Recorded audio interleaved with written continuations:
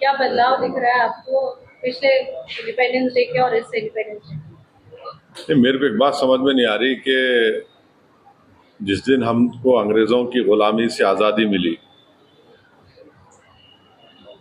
उस दिन भी अगर आप बोलेंगे क्या खाना क्या नहीं खाना, तो फिर आज़ादी हमने किस लिए ली थी और संविधान हमने बनाकर अपने आप को क्यों दिया? राइट टू लाइवलीहुड उसमें एक फंडामेंटल राइट है।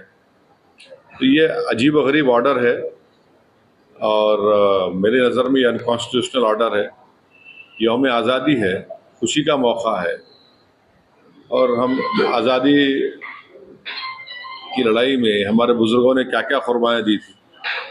तो अब उस दिन भी अगर हम ये बोलेंगे कि नहीं नहीं ऐसा नहीं है, ठीक नहीं है, वो ठीक नहीं है, मुझे समझ में नहीं आया ऑर्डर क्यों निकाला गया और मेरी नज़र में एक अनकॉन्स्टिट्यूशनल है और इस तरह का ऑर्डर नहीं निकलना चाहिए था। लिकर पर तो हर साल बैन होता है, जब हम बात अब आप लिकर को आप गोश्त से क्यों मिला रहे हैं?